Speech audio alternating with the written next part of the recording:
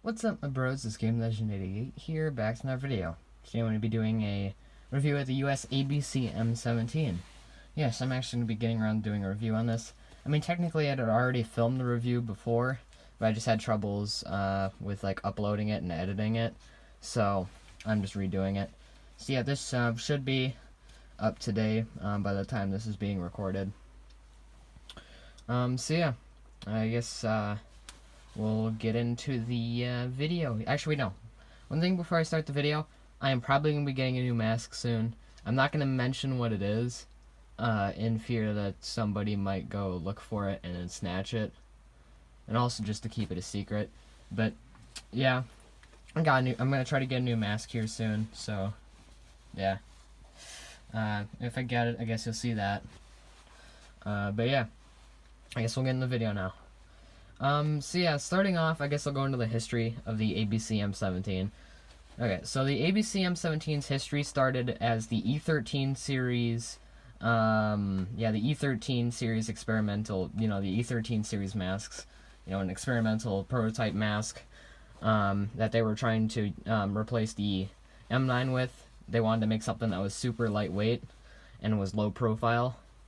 And they went through, quite a few revisions and developments. Notably, the first version of it to use cheek filters was the E13R4. E13 means Experiment 13, and R means revision. So it would be Experiment 13, Revision 4. And that was the first version to use cheek filters. They went through many more revisions up until around E13R10. And then they just slightly modified the E13R10. And then you have the ABC-M17. But yeah, that's pretty much it for the experimental phases. And then it obviously got adopted as the ABC-M17 in 1959, and started being issued to soldiers in 1960, right in time for the Vietnam War. So obviously this is a pretty iconic mask for being that was the main mask issued during the Vietnam War.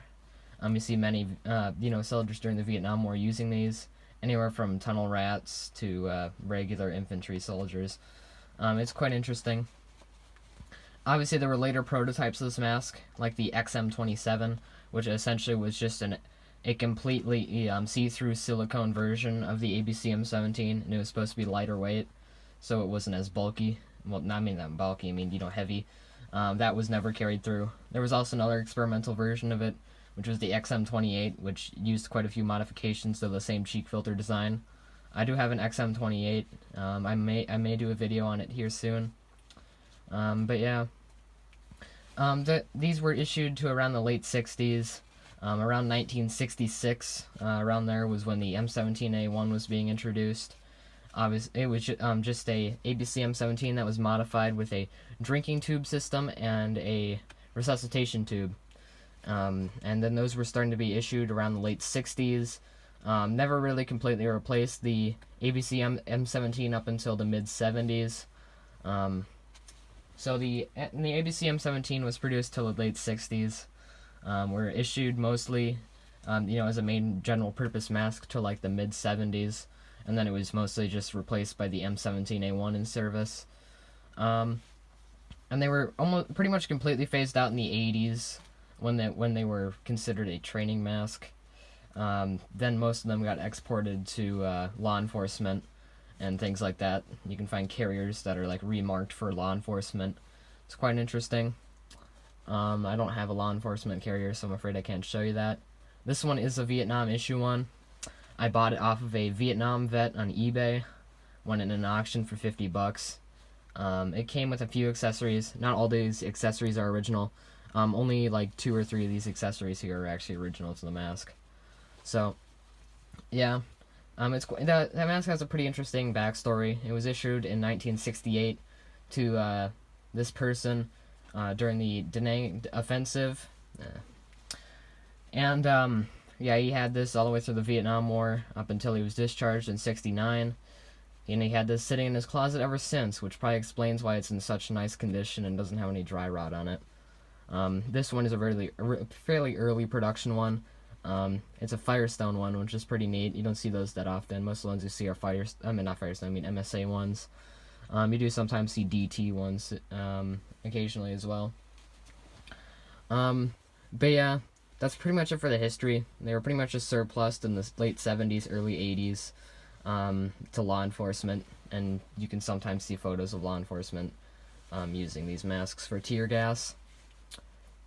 But yeah, that's pretty much it for the history, or really anything significant in the history. So I guess I'll get into the quote-unquote kit here, as not all this, because pretty much none of this stuff is original, and most of it's like later dated than the Vietnam War, but it's just a decent enough placeholder. So starting off here, we have the ABC-M17 decontaminating and reimpregnating kit. This one was original to the mask. As you can see, I think it's dated June or July of 1966. As you can see, it has the contents right there. It's quite interesting. And, it has all that nerve agent powder and stuff in it, and the cutters and stuff. It's all still wrapped up in the cellophane in there, which is quite interesting. It was only opened up. That's all that they did, was just open it up. Yeah, back here you can see the instructions. You can pause the video right here if you want to read that. But yeah, it comes in a metal container with a plastic lid. This little pull tab right here. Okay. Here you have the C8R1 head harness. This one is a spare one that came with the mask. It's in real nice condition, pretty elasticy, and it's an original Vietnam issue one, so that's quite interesting. Don't see these that often. Okay, here you have the ABC-M8 chemical detection paper. As you can see, these ones are late 82 dated, July 1982, I think, same as the other one, the decon kit. It has the instructions, I believe, right here, something like that. Essentially, you dip this in whatever chemical, like a concentration of a chemical, and it would change color, and then you refer to a chart in there, and it would tell you exactly what chemical it is, and obviously what you should probably do. And then you'll have to refer to a chart on what you're supposed to do to that chemical, or that you either know, or you already know it. Here you have an M1 waterproofing kit. This is probably a Vietnam era one, as you can see. It's just a bag that you put the mask in, and then it ties up with rubber bands. It obviously keeps the mask's filters from being soiled or covered in water, which is obviously not good. The filters will stop working and or start leaking, which you obviously do not want. So yeah, you especially want that in the tropical climates when you're in Vietnam, of course. I mean, it's very wet out there. Here you can see a manual here. This is a manual, a later technical manual, or whatever the frick you want to call it,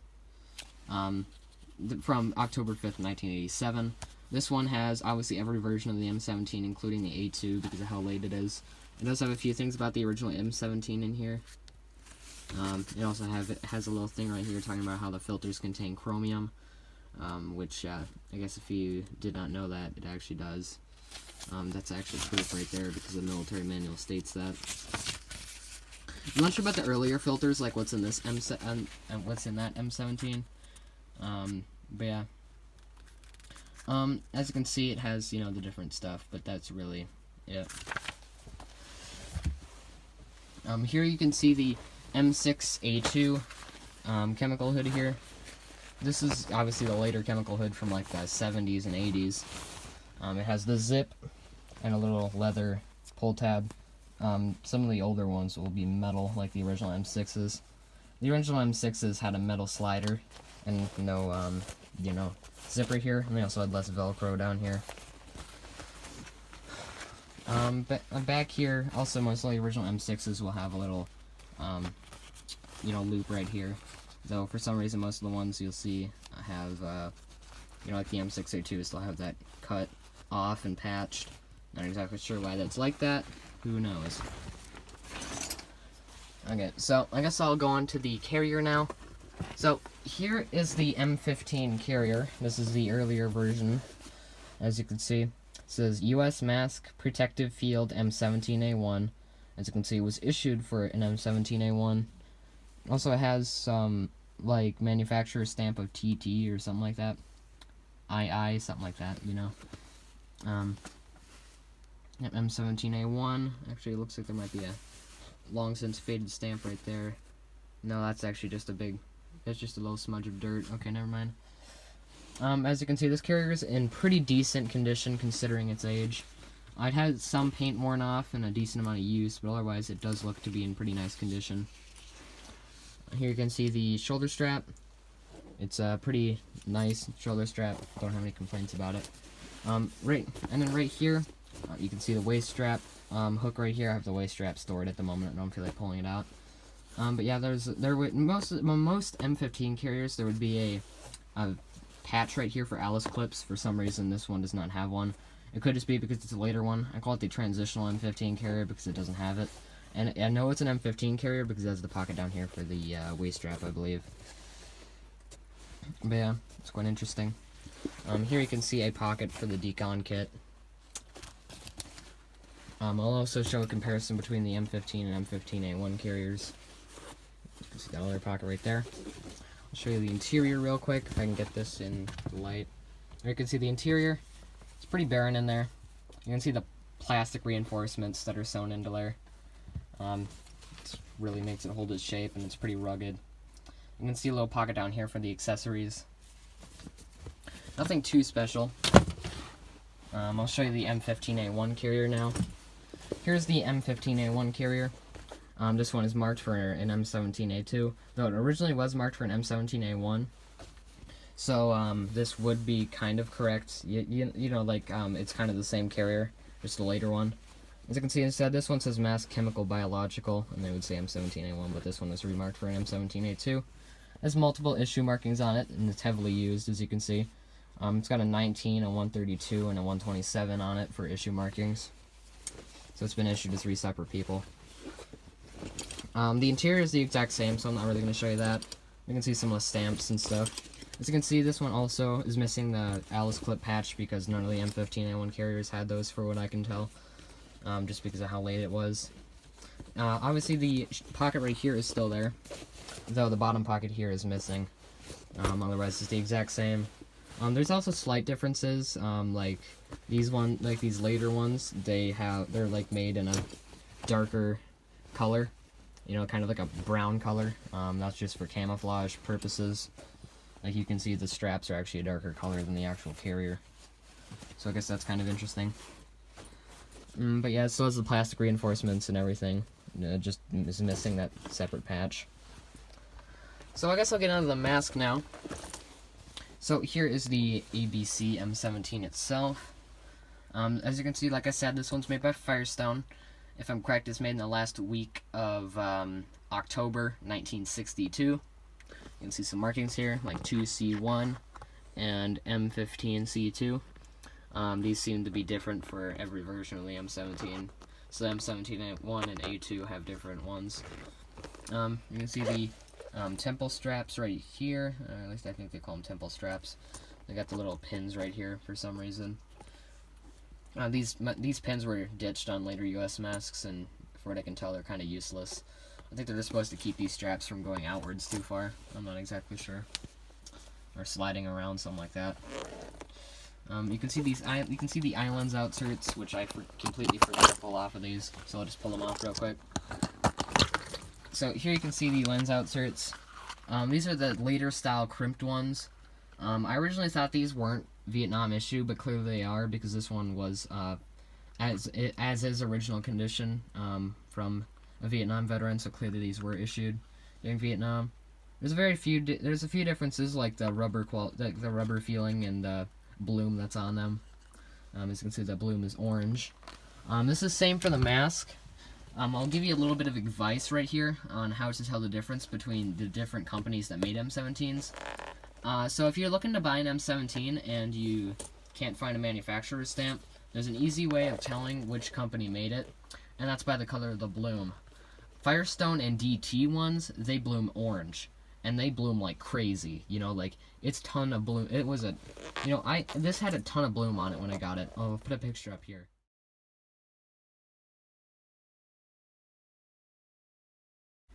yeah, that was when I first got it, and I hadn't even really cleaned it. And I was taking it apart to clean it. So yeah, as you can see, it was covered in bloom, that orange bloom. The MSA ones, they, for some reason, bloom like a white streaky substance that isn't really as tacky and, you know, that kind of thing. As you can see, this one is a size small. Also, for what I can tell, Firestone and DT ones are a lot rarer than MSA ones. I'm not sure how rare. They just seem a bit more uncommon than the M17 ones. I meant the MSA ones. M17, what the heck am I saying? Anyway. Here you can obviously see the filter caps, which I don't feel like prying off of this one because they're stuck on there. These are the earlier ones, and they have extra mesh right here. The later ones will just have not as much mesh. Also the filters, sadly I cannot show, but they are the M13 tear gas filters. This one was issued though, so that's quite interesting. Maybe the person was military police or a tunnel rat or something. But yeah, actually I might be able to take my M17A2 down and show you that here in a second, but I'll just show that here in a bit. As you can see, the outlet valve cover right here is it was at April, the second week of April, 1965, dated by MSA. This one was definitely replaced. I'm not just going off of that it's a later date and it's made by a different company.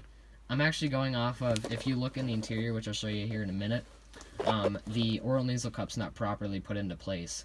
Like some of the, you know, rubber lips are not properly seated in the assembly. So you can clearly tell that they didn't replace it properly. So like the oral nasal cup's a bit loose, and it, you know, doesn't look right. So you can definitely tell it was replaced at some point. Yeah, this one's obviously a pretty early production one, being a 62 dated one. Here you can see the C8R1 head harness, which is still in really nice condition, still pretty elasticy. It's the same style, of course. Still printed upside down like the other one. Not exactly sure why.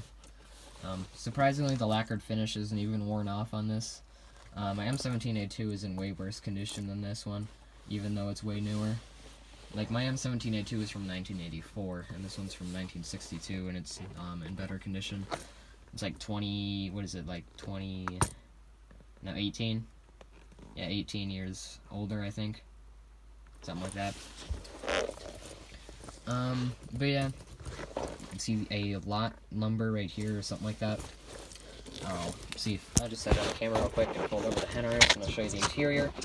And then pause the video real quick and show you what the filters kind of look like. I'll just show the M13A2 filters from M17A2 because those caps come off easily. As you can see, it has a size medium oral nasal cup. I think I said the mask was a size small as well. You can see that by the indicator on the front. It's quite interesting because it's the same exact sizes as my M17A2. Because my M17A2 is a size small to size medium or you know, nose cup. There you can see the valve discs, the inlet valve discs for oral nasal cup. These are replaced. They were originally black, but they were so dried up they felt like parchment paper. So I just ended up pulling them out and then replacing them with some newer white ones. You can see how that oral nasal cup's not properly put into place and how it's all messed up. Down there you can see the outlet valve assembly, which is kind of dirty. As you can see, it's covered in quite a bit of bloom. You can see the little buttons for the filter pouches. If I pull back the nose cup, you can see the T-so deflectors. Oh yeah, also by the way, the nose cup is also dated to the last week of October 1962 by Firestone. So that's quite interesting.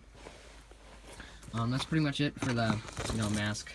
So I'll pause the video real quick and show you what the filter caps look like off my M17A2 and what the filters kind of look like. So yeah, get to that. So this is what the filters look like on my M17A2. These look a bit different than the M13 filters in my ABC-M17 because of a few reasons. One, the rings are different colors because you know, each version has a different ring. The M13s are gray. The M13A1s are gold, and the M13A2s are green. And the M13A2s are the authorized war filters, so this is normally what you'd see with them. As you can see, they're off. You can see the interior. Also, the mesh on the M13 filters is different as well. the mesh on the M13 filters is like a metal. It's not just like this thin layer of like metal or like wiring. It's actually like a big thick chunk of like rods that go through there, which is quite interesting. You can see the other side of the filter caps. On the original M17's filter caps, they were more of a orange color, these inlet valve discs. Also, like I said, the mesh was a lot bigger. You know, there's a lot more mesh. You could probably see that if you compare it. But yeah, I guess I'll obviously pop this back on and then put on the mask. So yeah, get to that then, and then we'll wrap up the video. You can see the mask on. I'm also wearing some second pattern HBT uniforms. This is actually kind of historically accurate, as these were issued in the early Vietnam War, like the early 60s. So, as you can see, like I said, I have the mask on. It feels about as comfy as, any other M17. Yeah, as you can see, the voice diaphragm is pretty good. I've noticed that the outlet valve, for some reason, gets sticky when you don't wear it for a while. And so, like, when you breathe out, it won't immediately go out of the, freaking outlet valve. It gets stuck in place, so then it, it takes a bit of force, but then it pops open, and then it'll start working correctly. That's probably just because of old age and bloom or something like that. I'm not going to wear this for too long, obviously, because the M13 filters are, from, I think January 23rd, 1964 is what they were dated. So they're obviously pretty old, and they seem to be leaking when I had them out, so probably not wise to wear it for very long. As you can see, the nose cup is a little big for me. That's because it's a medium nose cup. I typically find that small nose cups fit me the best. But yeah, it's, relatively good otherwise. I really like it. One thing I did notice, though, is that the mask is heavier than an M17A2, or at least it feels heavier, surprisingly. I don't know what it is. Maybe it's because the filters have more contents in them, or the rubber's a bit thicker, or something like that. It just feels a bit heavier. But yeah, that's pretty much it for this video. I'll add a thing at the end, I believe. Better into, I think, of the comparison side. So if you were trying to figure out how to determine what kind of ABC-M17 someone's selling, or maybe you can't find the date stamps on yours and you want to kind of see, I'll show how to tell the differences, and obviously a side-by-side comparison. I'll show them in between what the bloom looks like on an MSA one and a Firestone and DT one. But yeah, that's it for this video. I hope you enjoyed it. Yep, finally got this video out. So yeah, hope you enjoyed it. Stay tuned for that mask I may get here soon, and have a nice day.